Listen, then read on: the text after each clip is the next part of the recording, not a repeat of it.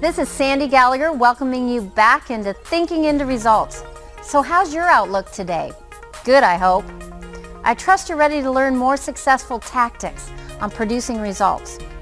With today's lesson, we're going to investigate how your attitude can be your compass for getting the results you want. You can choose which direction to take your mind, positive or negative. It's your choice. I really love this lesson, and it's made a really big difference in my life. Bob keeps telling me that I have a great attitude, and that's why I'm so successful. But you know, it's because I always look for the beauty in the contrast. If I don't like something I'm experiencing, then I reach for something that feels better, and it works wonders. Really, it does. Attitude alone, of course, won't get you the results that you want. You have to have the requisite skill and talent for sure.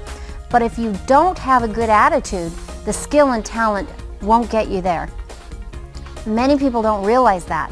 Bad attitude, bad results. I don't care how talented you are. Listen to this quote.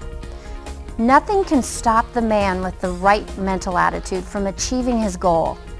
Nothing on earth can help the man with the wrong mental attitude. That was Thomas Jefferson. When you have a team with a good attitude, and you have a team with the requisite ability and creativity, few things are more powerful. So let's check in with Bob and learn more about the attitudes that start a flow of energy that influences everything we do.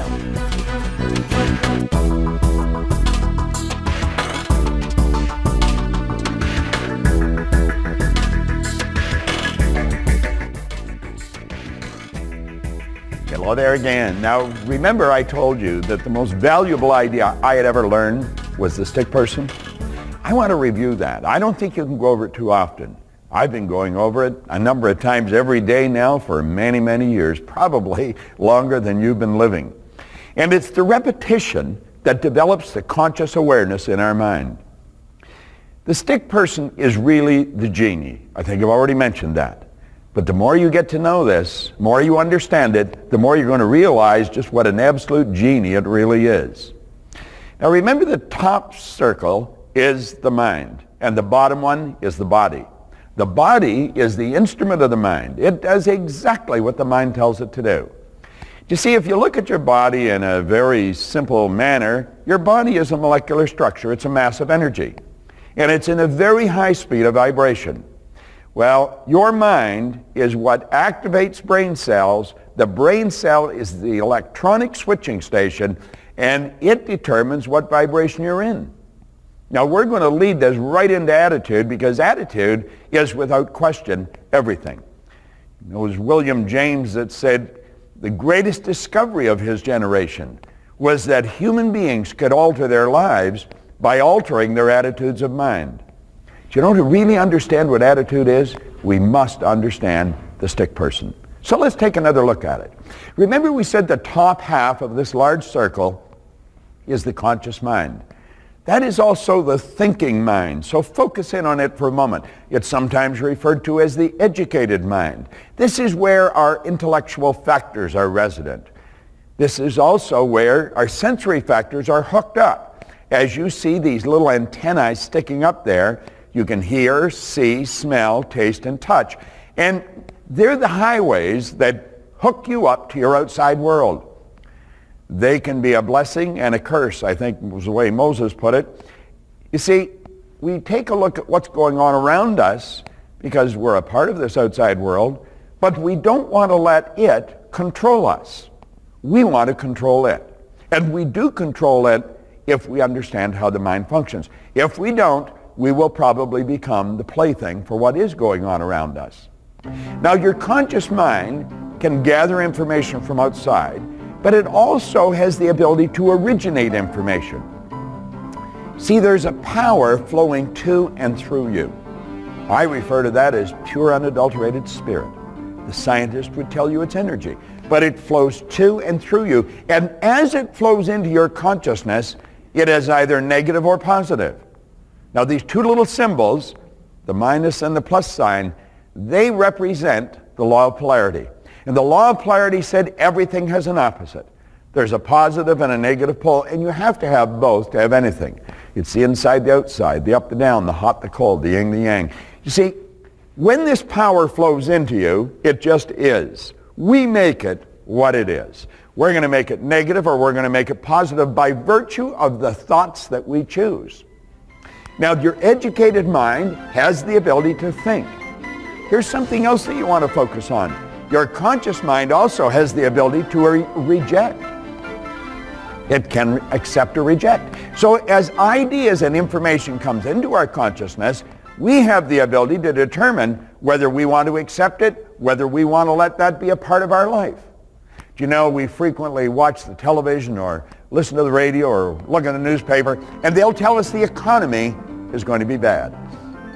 Do you want it to be bad? If you don't want it to be bad, just reject that idea. You see, in the very worst economy, there's been people experience a great economy. During the Great Depression of the 30s, there was people earning millions of dollars. Not everyone succumbed to what was going on outside, and you don't have to either. When someone shares something with you that's negative, it could be real and it could be right. Get rid of it. Don't entertain it. Don't internalize it. See, the conscious mind has the ability to accept or reject. There's a cute little concept that I've been using for years. When someone comes up to you at work and brings something up that's negative, and it could be real and it could be right, but it's not doing anybody any good, just say, that's interesting, and then change the subject. Don't get caught up in it. Just say, that's interesting, and then go ahead and change the subject. And flip over to something positive. Talk about the person you're talking to. Talk about something they do well, and they'll flip over to that in a heartbeat. So do you see, the conscious mind has the ability to originate ideas. It has the ability to originate thought. It has the ability to accept or reject. Now let's go to the subconscious mind. The subconscious mind does not have that ability. Your subconscious mind is totally deductive. In other words, it can only accept. It cannot reject. And it accepts everything that comes to it as real. Think about that for a moment. It has no ability to reject. Play with this for a moment. Just mentally relax. Build a real beautiful picture on the screen of your conscious mind. It could be from the past or it could be something you think is going to happen in the future. Just close your eyes and let yourself get emotionally involved. And you know something? Your subconscious mind will take it and accept it as if it's happening right now. Because the truth is, in your mind, it is happening right now. See, in the mind, that's all you've got is now. And your subconscious mind will accept whatever you give to it. It'll accept it as real. It has no ability to differentiate between what's real and what's imagined. You know, if you get involved in what's called imagined reality, it's a beautiful concept. You're turning your world into something that you want it to be right now. Now, some people say that's not being realistic, but it got us to the moon. It built the internet for us. It got Hillary to the top of Mount Everest. It put the Wright brothers in the air. So you see, if your next door neighbor laughs at it, just go ahead and let them laugh and say, that's interesting. But realize, your subconscious mind will accept whatever you give to it. Now let's put the two of them together. Here we are on a conscious level. We've got the ability to take this power that flows into our conscious mind and build whatever we want out of it. Or we have the ability to accept ideas that come in from the outside world, reason with them, and say, that's good, and accept that. And then we can turn that image over to our subconscious mind. And our subconscious mind accepts it as real. And whatever is impressed upon the subconscious mind controls the vibration of the body.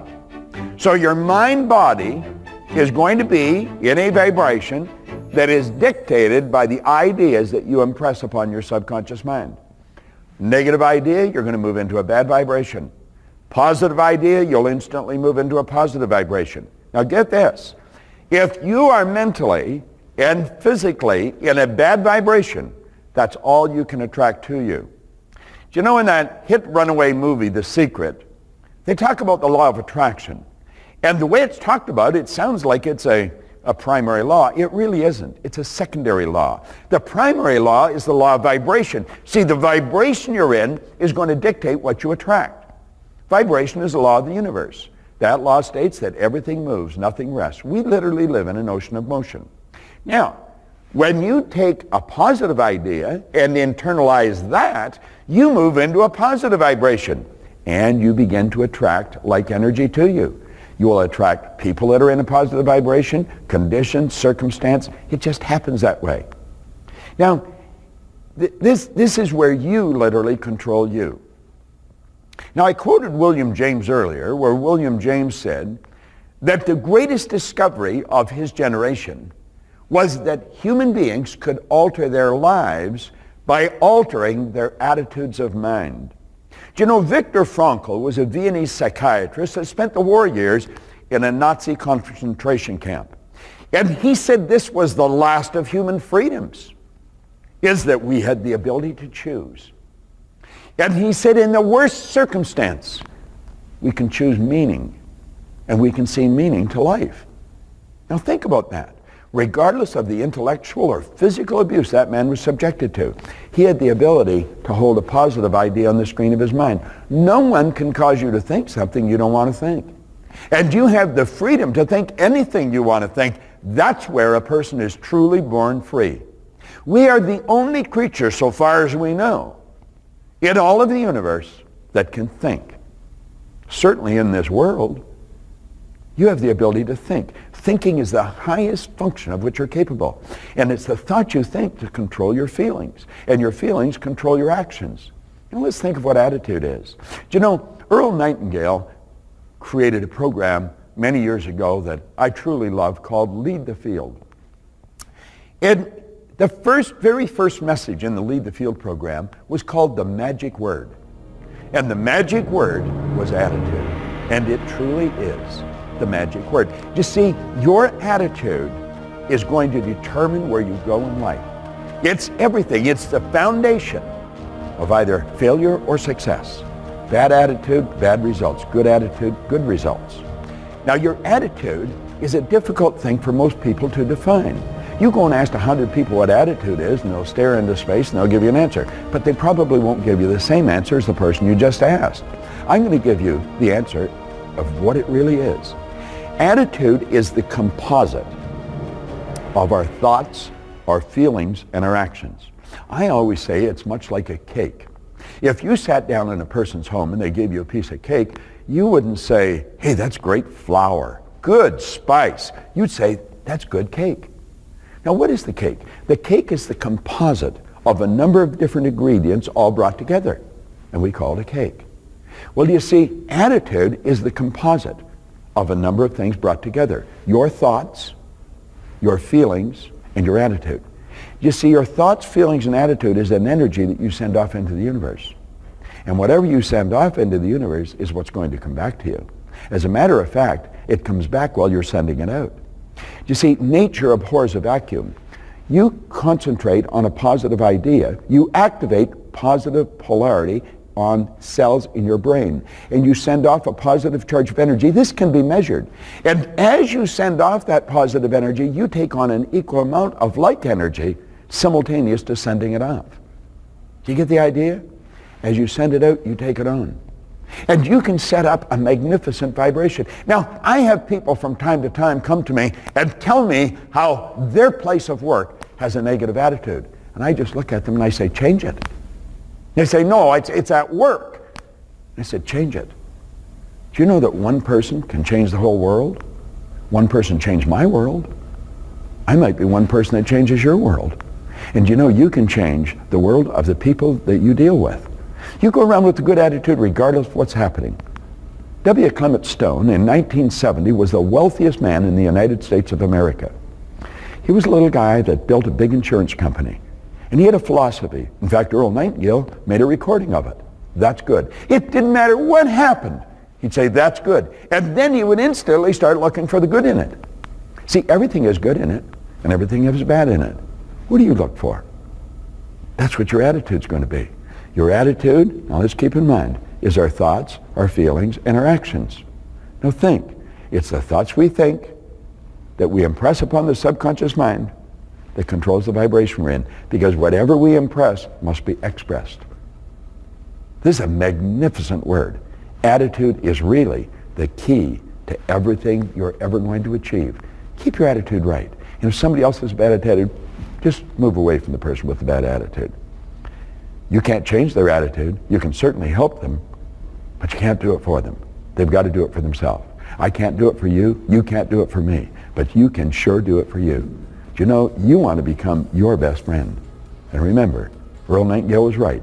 Attitude is the magic word, and the stick person is the genie.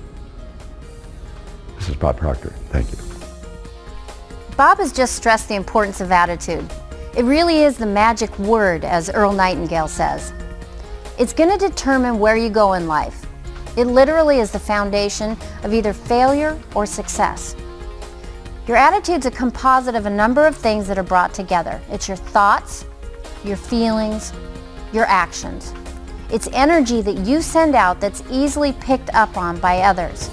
And whatever you send out is going to come back to you. Positive attitude, positive results. Negative attitude, negative results. It seems really simple, doesn't it? Your exposure to this powerful material over and over again, it will help you change your attitude and change your results. The attitude worksheet in your guide will really open your eyes to how your attitude controls everything you and your team do. Use and remember the attitude formula to take responsibility for your results. Thoughts plus feelings plus actions equal your results. Are you inspired to change the way you see the world? What do you choose to perceive differently right now?